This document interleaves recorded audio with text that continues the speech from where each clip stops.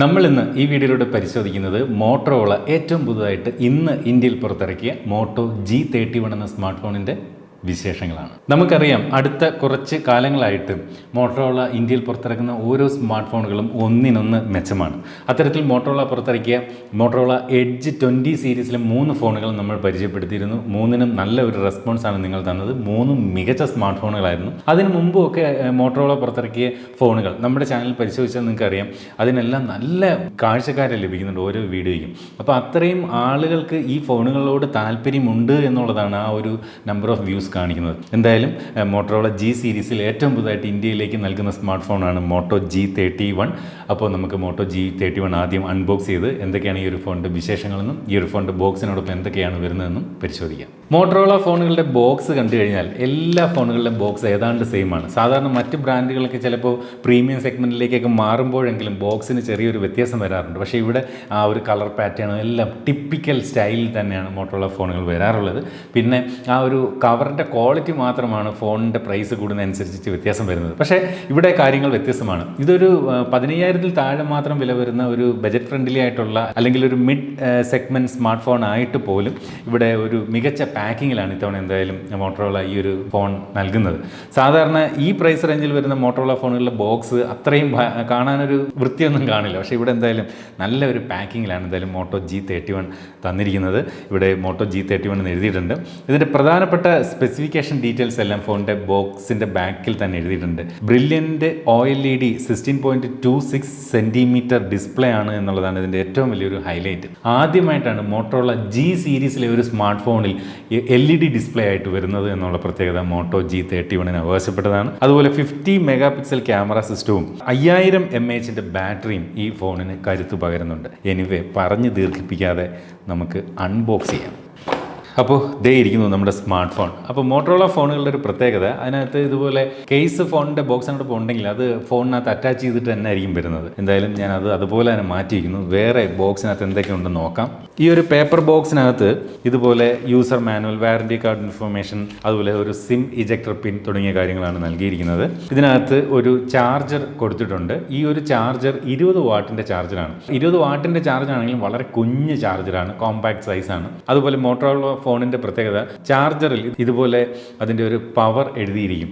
അതും ഒരു വലിയ കാര്യമാണ്. ചാർജിങ്ങിനായിട്ട് USB Type-C ചാർജിങ് കേബിളാണ് എൻ്റെ ഒരു പ്രതീക്ഷ. Yes, USB Type-C charging cable തന്നെ എന്തായാലും കൊടുത്തിട്ടുണ്ട്. അപ്പോൾ ഇത്രയും കാര്യങ്ങളാണ് ഫോണിൻ്റെ ബോക്സിനകത്ത് ഉള്ളത്. അപ്പോൾ ബോക്സ് കണ്ടന്റ് പറഞ്ഞു കഴിഞ്ഞാൽ ഡീസൻ്റ് ആണെന്ന് പറയേണ്ടിയിരിക്കുന്നു. കൂടാതെ ഫോണിൻ്റെ ബാക്ക് കേസ് ഇത്തരത്തിൽ ഫോണിനകത്ത് അറ്റാച്ച് ചെയ്ത് തന്നെ കൊടുത്തിട്ടുണ്ട്. അത് കട്ടിയുള്ള ഒരു കേസാണ് കൊടുത്തിരിക്കുന്നത്. അതുകൊണ്ട് തന്നെയും നല്ലൊരു പ്രൊട്ടക്ഷൻ ഈ ഒരു ബാക്ക് കേസ് ഈ ഒരു ഫോണിന് നൽകും. പക്ഷേ ഒരു ക്രിസ്റ്റൽ ക്ലിയർ അല്ല, ഒരു അല്പം ഫെയ്ഡായിട്ടുള്ള ഒരു കളറാണ് ഈ ഒരു കേസിനുള്ളത്. ഇതിൻ്റെ ഈ ഒരു സ്റ്റിക്കർ നമുക്കിതുപോലെ ഒഴിവാക്കാം. ഇതായിരിക്കുന്നു നമ്മുടെ മോട്ടോ G31. അടുത്തിടെ മോട്ടോറോള തന്നെ പുറത്തിറക്കി നിങ്ങളെ പരിചയപ്പെടുത്തിയ മോട്ടോ E40 എന്ന സ്മാർട്ട് ഫോണിൻ്റെ ബാക്ക് സൈഡ് ഡിസൈനുമായിട്ട് നല്ല ഒരു സാദൃശ്യം ഈ ഒരു ഫോണിന് തോന്നുന്നുണ്ട്. നല്ലൊരു ഗ്രിപ്പുള്ള ബാക്കാണ് ഈ ഒരു ഫോണിന് നൽകിയിരിക്കുന്നത്. ഇത് പോളി കാർബണേറ്റ് ബാക്ക് സൈഡാണ് നൽകിയിരിക്കുന്നത്. നല്ല നമ്മുടെ ഈ വിരലിൽ കാണുന്ന ഫിംഗർ പ്രിൻ്റ് പോലുള്ള ഒരു ഗ്രിപ്പ് കൊടുത്തിട്ടുണ്ട്. അതുകൊണ്ട് തന്നെ കയ്യിൽ നിന്ന് തെറ്റിപ്പോവില്ല. നല്ല രസമുണ്ട് കാണാൻ. നല്ല ഒരു മനോഹരമായിട്ടുള്ള ഒരു ബാക്ക് സൈഡാണ് നൽകിയിരിക്കുന്നത്. അതുപോലെ ഇവിടെ മോട്ടോറോള എന്ന ബാഡ്ജിങ് കാണും. ബാക്കിലേക്ക് വരുമ്പോൾ 3 ക്യാമറകളാണ് നൽകിയിരിക്കുന്നത്. ഇവിടെ 50 മെഗാ പിക്സലിൻ്റെ ക്വാഡ് പിക്സൽ പ്രൈമറി ക്യാമറ ഉണ്ട് എന്നും ഇവിടെ ഒരു LED ഫ്ലാഷ് ലൈറ്റും കാണിക്കുന്നുണ്ട്. നമ്മൾ വശങ്ങളിലേക്ക് നോക്കിക്കഴിഞ്ഞാൽ ഇവിടെ ഒരു ഡെഡിക്കേറ്റഡ് ഗൂഗിൾ അസിസ്റ്റൻറ്റ് ബട്ടൺ ഉണ്ട്. അതുപോലെ വോളിയം റോക്കേസ് പവർ ബട്ടൺ, താഴേക്ക് വരുമ്പോൾ സ്പീക്കർ ഗ്രില്ല്, ചാർജിങ്ങിന് USB Type-C ചാർജിങ് പോർട്ട്, അതുപോലെ മൈക്രോഫോൺ. ഇടത് സൈഡിലാണ് സിം ട്രേ നൽകിയിരിക്കുന്നത്. മുകളിൽ 3.5 mm ഓഡിയോ ജാക്ക് ഉണ്ട്, നല്ല കാര്യം. അതുപോലെ സെക്കൻഡറി നോയ്സ് ക്യാൻസലേഷൻ മൈക്കും നൽകിയിട്ടുണ്ട്. ഇനി നമുക്ക് ഫോണൊന്ന് ഓൺ ചെയ്ത് നോക്കാം. ഓൺ ചെയ്യുമ്പോൾ ആ ഒരു ഹലോ മോട്ടോ എന്നുള്ള സൗണ്ട് കേൾക്കാൻ കാത്തിരിക്കുന്നു. പവേർഡ് ബൈ ആൻഡ്രോയിഡ് എന്ന് എഴുതി കാണിക്കുന്നു. കേട്ടല്ലേ?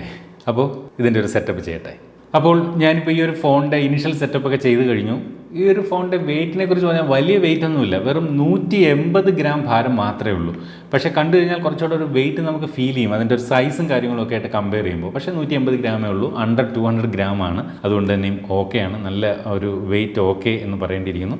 അതുപോലെ തിക്നെസ്സിൻ്റെ കാര്യം പറഞ്ഞാൽ 8.45 mm ഈ ഒരു സ്മാർട്ട് ഫോണിൻ്റെ തിക്നെസ്. കയ്യിലൊക്കെ ഹാൻഡിൽ ചെയ്യാൻ ഓക്കെയാണ്, മറ്റ് പ്രശ്നങ്ങളൊന്നുമില്ല. 2 കളർ വേരിയൻറ്റിലാണ് ഈ ഒരു സ്മാർട്ട് ഫോൺ ലഭിക്കുന്നത്. ബേബി ബ്ലൂ എന്ന് പറയുന്ന ഒരു കളറും മെറ്റിയോറൈറ്റ് ഗ്രേ എന്ന് പറയുന്ന ഒരു കളറും. ആക്ച്വലി നമ്മൾ ഇന്നിവിടെ പരിശോധിക്കുന്നത് മെറ്റിയോറൈറ്റ് ഗ്രേ എന്ന് പറയുന്ന കളർ വേരിയൻ്റ് ആണ്. ഇനിയുള്ള ബേബി ബ്ലൂ കുറച്ചുകൂടി ലൈറ്റ് ബ്ലൂ ആണ്. അതിനേക്കാളും എനിക്ക് ഈ കളർ തന്നെയാണ് എനിക്ക് ഇഷ്ടപ്പെട്ടത്. അടുത്തായിട്ട് ഇതിൻ്റെ ഈ ഒരു ഫോൺ നമ്മൾ ബൂട്ട് ചെയ്ത് കയറുമ്പോൾ പ്രധാനമായിട്ടും നമ്മുടെ കണ്ണിൽ ഉടക്കുന്ന ഒരു കാര്യം എന്ന് പറയുന്നത് ഇതിൻ്റെ ഡിസ്പ്ലേ തന്നെയാണ്. അതിമനോഹരമായിട്ടുള്ള ഒരു ഡിസ്പ്ലേ ആണ് ഈ ഒരു സ്മാർട്ട് ഫോൺ നൽകിയിരിക്കുന്നത്. ഞാൻ പറഞ്ഞില്ലേ, ഈ ഫോണിൻ്റെ പ്രൈസ് റേഞ്ചിൽ അമോ LED ഡിസ്പ്ലേ കൊടുത്തിരിക്കുന്നു എന്നുള്ളത് തന്നെയാണ് ഈ ഫോണിൻ്റെ ഏറ്റവും വലിയൊരു ഹൈലൈറ്റ്. കാരണം ജി സീരീസിൽ തന്നെ, മോട്ടോറോളയുടെ ഒരു ജി സീരീസ് ഫോണിൽ തന്നെ ആദ്യമായിട്ടാണ് ഇത്തരത്തിൽ അമോ LED ഡിസ്പ്ലേ വരുന്നത്. അതുപോലെ ഇതിൻ്റെ ബ്രൈറ്റ്നസ് ഒക്കെ നല്ല ബ്രൈറ്റ്നസ് ഉണ്ട്. ഞാനിപ്പോൾ വീഡിയോ ഷൂട്ട് ചെയ്യുമ്പോൾ ഓവർ വെളുത്തിരിക്കുന്നത് പോലെ തോന്നും ബ്രൈറ്റ്നസ് മാക്സിമം കൂട്ടി വെച്ചാൽ. അത് ഒഴിവാക്കുന്നതിന് വേണ്ടി ഏകദേശം 50% മാത്രമാണ് ഞാൻ ഈ ഒരു ഫോണിൻ്റെ ബ്രൈറ്റ്നസ് ഇപ്പോൾ സെറ്റ് ചെയ്യുന്നുള്ളൂ. എന്നിട്ട് തന്നെ നല്ല ബ്രൈറ്റ്നസ് ഫോണിന് ഫീൽ ചെയ്യുന്നുണ്ട്. 6.4 ഇഞ്ചിൻ്റെ അമോ LED ഫുൾ HD+ ഡിസ്പ്ലേ ആണ് ഈ ഒരു ഫോണിന് നൽകിയിരിക്കുന്നത്.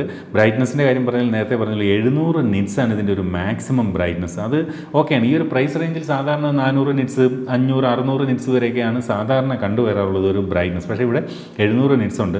അതുപോലെ ഇതിൻ്റെ ഒരു പിക്സൽ പെർ ഇഞ്ച് പറഞ്ഞാൽ 409 pp ആണ് പിക്സൽ പെർ ഇഞ്ച്. ഈ പ്രൈസ് റേഞ്ചിലും എന്തായാലും ഫ്രണ്ട് ക്യാമറ ഇത്തരത്തിൽ പഞ്ച് ഹോൾ ഡിസ്പ്ലേയിലാണ് നൽകിയിരിക്കുന്നത്. അതും ഒരുപാട് വലിപ്പമൊന്നുമില്ല. ഫ്രണ്ട് ക്യാമറ വളരെ ചെറിയൊരു സൈസാണ്. അതുകൊണ്ട് തന്നെ അതൊരു കാഴ്ച അനുഭവത്തെ മറയ്ക്കുന്നില്ല എന്നുകൂടി പറയട്ടെ. അതുപോലെ ഫോണിൻ്റെ റിഫ്രഷ് റേറ്റ് എന്ന് പറയുന്നത് നോർമലാണ്. 60 Hz റിഫ്രഷ് റേറ്റാണ് ഈ ഒരു ഫോണിന് നൽകിയിരിക്കുന്നത്. അപ്പോൾ അമോ LED വിത്ത് 60 Hz റിഫ്രഷ് റേറ്റുള്ള സ്ക്രീനാണ് ഫോണിനകത്ത് നൽകിയിരിക്കുന്നത്. അടുത്തായിട്ട് ഈ ഒരു ഫോണിൻ്റെ പെർഫോമൻസ് സൈഡിലേക്ക് വന്നാൽ മീഡിയടെക്കിൻ്റെ ഹീലിയോ G85 എന്ന് പറയുന്ന പ്രോസസ്സറാണ് ഈ ഒരു ഫോണിനകത്ത് നൽകിയിരിക്കുന്നത്. G85 എന്ന് പറയുന്ന പ്രോസസ്സർ നമ്മൾ നിരവധി സ്മാർട്ട് ഫോണുകൾ കണ്ടിട്ടുള്ളതാണ്, പരിചയപ്പെട്ടിട്ടുള്ളതാണ്. സ്നാപ്ഡ്രാഗൻ്റെ 662 എന്ന പ്രോസറിനേക്കാൾ കുറച്ചുകൂടി മികച്ച പെർഫോമൻസ് കാഴ്ചവെക്കുന്ന ഒരു പ്രോസറാണ് മീഡിയടെക്കിൻ്റെ ഹീലിയോ G85 എന്ന് പറയുന്ന ഈ ഒരു പ്രോസസ്സർ. നമ്മളിപ്പം കുറച്ച് നേരമായിട്ട് കളിക്കുന്നത് BGMI ആണ്. നമ്മൾ ആപ്പിൽ കയറുമ്പോൾ തന്നെ ഡീഫോൾട്ടായിട്ട് അതിൻ്റെ ഗ്രാഫിക്സ് സെറ്റിംഗ് വരുന്നത് graphics HD frame rate high ആയിട്ടാണ് വരുന്നത്. അതിൽ കളിക്കുമ്പോൾ ഒരു ചെറിയ അവിടെ ഇവിടെ ആയിട്ടൊരു ജെർക്ക് ഫീൽ ചെയ്യുന്നുണ്ട്. പക്ഷേ സ്മൂത്ത് അൾട്രയിൽ, അതായത് ഗ്രാഫിക്സ് ക്വാളിറ്റി സ്മൂത്തിലും ഫ്രെയിം റേറ്റ് അൾട്രയിലും ഇട്ട് കളിക്കുമ്പോൾ നല്ലൊരു എക്സ്പീരിയൻസ്, ഗെയിമിംഗ് എക്സ്പീരിയൻസ് കിട്ടുന്നുണ്ട്. ബാക്കിയുള്ള കാര്യങ്ങളിലും പ്രോബ്ലം ഒന്നും വരുന്നില്ല. ഈ ഒരു ഫോൺ 2 വേരിയൻറ്റിലാണ് വരിക. 4GB റാമും വരുന്നുണ്ട്, അതുപോലെ 6GB റാം വേരിയൻറ്റും വരുന്നുണ്ട്. അതുപോലെ ബേസ് വേരിയൻറ്റ് 64GBയും ഹയർ വേരിയൻറ്റ് 128GBയുമാണ് ഇൻറ്റേർണൽ സ്റ്റോറേജ്. അപ്പോൾ ഈ ഒരു റാം എന്ന് പറയുന്ന LPDDR4X റാമാണ് ഈ ഒരു സ്മാർട്ട് ഫോണിനകത്ത് നൽകിയിരിക്കുന്നത്. അതുപോലെ ഈ ഒരു ഫോണിൻ്റെ ANTUTU സ്കോർ നമ്മൾ പരിശോധിച്ചാൽ ഏകദേശം 2,28,000-ലധികമാണ് എന്ന് കാണാൻ സാധിക്കുന്നത്. അതൊരു മികച്ച സ്കോർ തന്നെയാണ്, മികച്ച ഒരു പെർഫോമൻസ്. അതുകൊണ്ട് തന്നെ നമുക്ക് ഈ ഒരു സ്മാർട്ട് ഫോണിനകത്ത് നിന്ന് പ്രതീക്ഷിക്കാൻ സാധിക്കും. അടുത്തതായിട്ട് ഈ ഒരു ഫോണിൻ്റെ ബാറ്ററി സൈഡിലേക്ക് വന്നാൽ 5000 mAh ബാറ്ററിയാണ് ഈ ഒരു ഫോണിനകത്ത് നൽകിയിരിക്കുന്നത്. അത് ചാർജ് ചെയ്യാനായിട്ട് 20 വാട്ടിൻ്റെ ഫാസ്റ്റ് ചാർജിങ്ങും നൽകിയിട്ടുണ്ട്. അപ്പോൾ മോട്ടോറോള നമുക്ക് ഈ ഒരു ഫോൺ പുറത്തിറങ്ങുന്നതിന് മുമ്പ് നൽകിയ ഒരു മീറ്റിംഗ് ഉണ്ടായിരുന്നു. ആ മീറ്റിങ്ങിൽ അവർ ഈ ഒരു ഫോൺ നേരത്തെ ഉപയോഗിച്ചിട്ട് അവർക്ക് ഉണ്ടായ ഒരു എക്സ്പീരിയൻസിൽ അവർ പറഞ്ഞത് ഏകദേശം 3 ദിവസത്തെ ബാറ്ററി ലൈഫ് ഈ ഒരു 5000 mAh കിട്ടുമെന്നാണ്. 11 മണിക്കൂർ സ്ക്രീൻ ഓൺ ടൈം ഉണ്ടായിരുന്നു എന്നും പറയുന്നുണ്ട്. അത് സത്യമാകാനുള്ള സാധ്യത തള്ളിക്കളയാനാവില്ല. കാരണം ഈ ഒരു ഫോണിനകത്ത് സ്റ്റോക്ക് ആൻഡ്രോയിഡ് എക്സ്പീരിയൻസ് ആണ് ലഭിക്കുന്നത്. 95% സ്റ്റോക്ക് ആൻഡ്രോയിഡ് എന്ന് വിളിക്കാം. മോട്ടോറോളയുടേതായിട്ടുള്ള 1-2 ആപ്ലിക്കേഷൻസ് ഇതുപോലെ ചിലപ്പോൾ ഉണ്ടാകും. അത് ഒഴിവാക്കിയാൽ പൂർണ്ണമായിട്ടും ഒരു സ്റ്റോക്ക് ആൻഡ്രോയിഡ് എക്സ്പീരിയൻസ് തന്നെയാണ് മോട്ടോറോള ഫോണുകൾ നൽകുന്നത്. മോട്ടോറോള ഫോൺ നിങ്ങൾ ആരെങ്കിലും ഉപയോഗിക്കുന്നെങ്കിൽ നിങ്ങൾക്ക് അത് കൃത്യമായിട്ട് അറിയാവുന്ന ഒരു കാര്യമാണ്. ബാറ്ററി ലൈഫ് മറ്റ് ഒരു ബ്രാൻഡിൻ്റെ 5000 mAh ഫോൺ നൽകുന്നതിനേക്കാൾ മികച്ചൊരു ബാറ്ററി ലൈഫ് എന്തായാലും മോട്ടോറോള ഫോൺ നൽകും. 20 വാട്ടിൻ്റെ ഫാസ്റ്റ് ചാർജറാണ് ഫോണിന് ചാർജിങ്ങിന് വേണ്ടി നൽകിയിരിക്കുന്നത്. അടുത്തായിട്ട് നമ്മൾ ക്യാമറ ഡിപ്പാർട്ട്മെൻറ്റിലേക്ക് വന്നു കഴിഞ്ഞാൽ ബാക്കിൽ 3 ക്യാമറകളാണ് നൽകിയിരിക്കുന്നത്. അതിൽ പ്രൈമറി ക്യാമറ വന്നിട്ട് 50 മെഗാപിക്സലിൻ്റെ പ്രൈമറി സെൻസറാണ് നൽകിയിരിക്കുന്നത്. സെക്കൻഡറി ക്യാമറയായിട്ട് 8 മെഗാപിക്സലിൻ്റെ ഒരു സെൻസറാണ് നൽകിയിരിക്കുന്നതെങ്കിലും ഒരു ലെൻസ് തന്നെ 2 കാര്യങ്ങൾക്കായിട്ട് ഉപയോഗിക്കുന്നു. ഇവിടുത്തെ ഈ ഒരു 8 മെഗാപിക്സൽ അൾട്രാ വൈഡ് ആംഗിൾ ഫോട്ടോകൾ എടുക്കുന്നതിനും അതുപോലെ ഡെപ്ത് സെൻസറായിട്ട് ഉപയോഗിക്കും. ചുരുക്കി പറഞ്ഞാൽ 8 മെഗാപിക്സലിൻ്റെ ഒരു അൾട്രാ വൈഡും 8 മെഗാപിക്സലിൻ്റെ ഒരു ഡെപ്ത് സെൻസറും ഉണ്ട് എന്ന് പറയാം. രണ്ടും ഒരൊറ്റ ലെൻസ് തന്നെയാണ് ആ 2 ജോലികളും ചെയ്യുന്നത്. മൂന്നാമത്തെ ക്യാമറയായിട്ട് ഒരു മാക്രോ സെൻസറാണ് കൊടുത്തിരിക്കുന്നത്. 2 മെഗാപിക്സലിൻ്റെ മാക്രോ സെൻസറാണ്. അത് പേരിന് വേണ്ടിയിട്ടാണ് അത് നൽകിയിരിക്കുന്നത്. അതുപോലെ സെൽഫി എടുക്കുന്നതിന് വേണ്ടി ഇത്തരത്തിൽ പഞ്ച് ഹോളായിട്ട് 13 മെഗാപിക്സലിൻ്റെ ഒരു സെൻസറാണ് നൽകിയിരിക്കുന്നത്.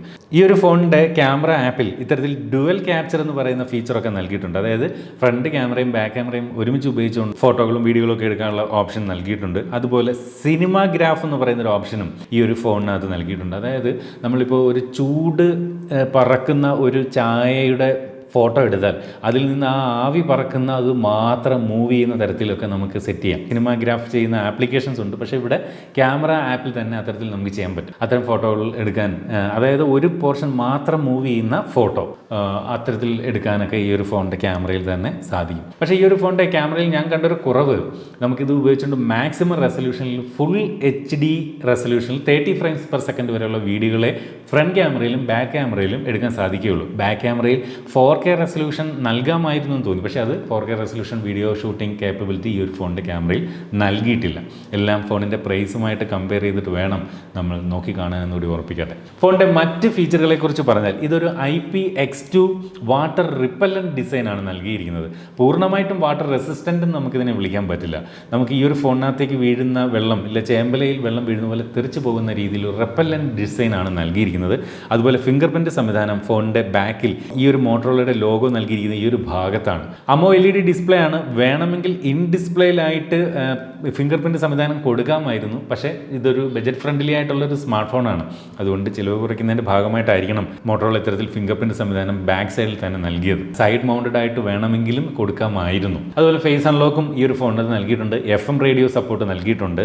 എന്നാൽ ഫോണിനകത്ത് NFC സപ്പോർട്ട് നൽകിയിട്ടില്ല. സാധാരണ ഇതിലും വില കുറഞ്ഞ മോട്ടോറോള ഫോണുകൾ പോലും ചിലപ്പോൾ NFC സപ്പോർട്ട് നമ്മൾ കാണാറുണ്ട്. എന്തായാലും ഈ ഒരു ഫോണിനകത്ത് NFC കൊടുത്തിട്ടില്ല. അതുപോലെ ഈ ഒരു ഫോണിനകത്ത് ഉപയോഗിച്ചിരിക്കുന്ന ബ്ലൂടൂത്ത് വെർഷൻ എന്ന് പറയുന്നത് ബ്ലൂടൂത്ത് 5 ആണ്.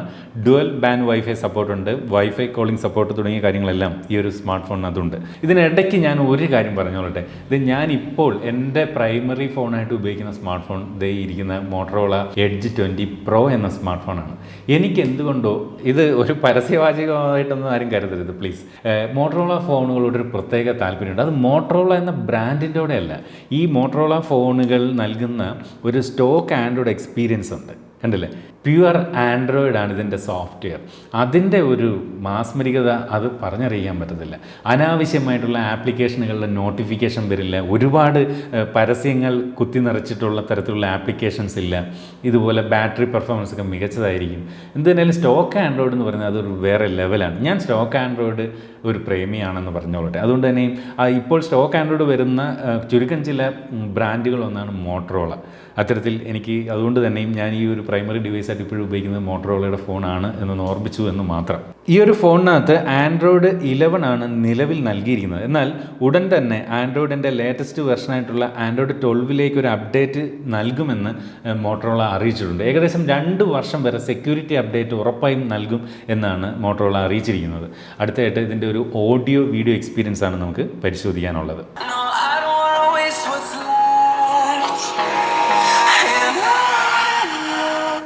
ഫോണിനകത്ത് മോണോ സ്പീക്കറാണ് നൽകിയിരിക്കുന്നത്. ഫോണിൻ്റെ ബോട്ടം ഫയറിങ്ങിലാണ് സ്പീക്കർ നൽകിയിരിക്കുന്നത്. ഈ ഫോണിൻ്റെ പ്രൈസ് റേഞ്ചിൽ സ്റ്റീരിയോ സ്പീക്കർ പ്രതീക്ഷിക്കാമോ എന്ന് ചോദിച്ചാൽ പ്രതീക്ഷിക്കാം. കാരണം ഇതിൽ നിന്നും വില കുറഞ്ഞ ഫോണുകളിൽ പോലും സ്റ്റീരിയോ സ്പീക്കർ ചില ബ്രാൻഡുകൾ നൽകാറുണ്ട്. പക്ഷേ ഇവിടെ മോണോ സ്പീക്കറാണ്. എന്നിരുന്നാലും ഒരു സ്പീക്കറേ ഉള്ളൂവെങ്കിലും അതിൽ നിന്ന് വരുന്ന സൗണ്ട് ഔട്ട്പുട്ട് ഓക്കെ ആണ് എന്ന് പറയേണ്ടി വരും. ഡോൾബി അറ്റ്മോസ് എന്ന ഫീച്ചർ നൽകിയിട്ടുണ്ട്.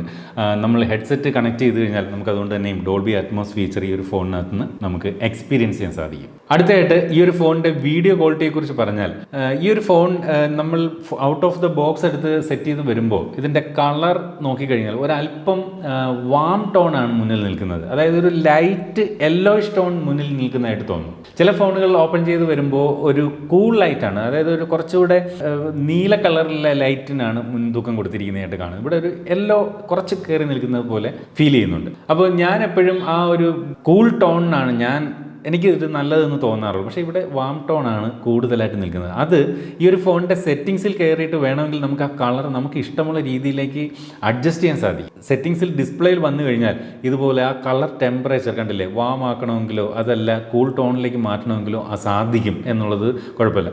അപ്പോൾ ഇപ്പോൾ എന്നെ പോലെ ഈ പറഞ്ഞ ഒരു കൂൾ ലൈറ്റ് ആണ് കൂടുതൽ പ്രിഫർ ചെയ്യുന്ന ആളെങ്കിൽ തീർച്ചയായിട്ടും ഈ പറഞ്ഞ പോലെ ഒരു കൂളിലേക്ക് മാറിക്കഴിഞ്ഞാൽ കുറച്ചുകൂടി ആ ഒരു യെല്ലോയിഷ് ടോൺ കുറഞ്ഞു നിന്നുകൊണ്ടുള്ളൊരു ഡിസ്പ്ലേയിലേക്ക് മാറാൻ സാധിക്കും.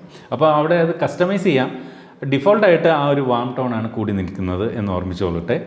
കണ്ടില്ലേ, ഇപ്പോൾ ഞാൻ അത്തരത്തിൽ ആ ഒരു കൂൾ ലൈറ്റിന് പ്രിഫറൻസ് കൂടുതൽ കൊടുത്തു. ആ ഒരു യെല്ലോയിഷ് ടോൺ മാറിയിട്ടുണ്ട്. എനിക്ക് ഈ ഒരു ടോണാണ് എനിക്ക് കൂടുതൽ ഇഷ്ടം. എന്തായാലും മനോഹരമായിട്ടുള്ള വീഡിയോ വ്യൂയിങ് എക്സ്പീരിയൻസ് ഈ ഒരു സ്മാർട്ട് ഫോൺ നൽകുന്നുണ്ട്. കാരണം ഇതൊരു അമോ LED ഡിസ്പ്ലേ ആണ് എന്നുള്ളതും ഈ പറഞ്ഞ പോലെ 409 ppi പിക്സൽ പെർ ഇഞ്ച് ഒക്കെ നൽകുന്നത് കൊണ്ടാകണം അതിമനോഹരമായിട്ടുള്ള ഒരു ഡിസ്പ്ലേ ക്വാളിറ്റി ഈ ഒരു ഫോണിൽ നിന്ന് ലഭിക്കുന്നുണ്ട്. അടുത്തായിട്ട് ഇത്രയൊക്കെ പറഞ്ഞ സ്ഥിതിക്ക് നമുക്ക് ആ ഫോണിൻ്റെ സിം ട്രേ ഏതാണെന്ന് നോക്കിയിട്ടില്ല, അതുകൂടി ഒന്ന് നോക്കിയിട്ട് പോകാം.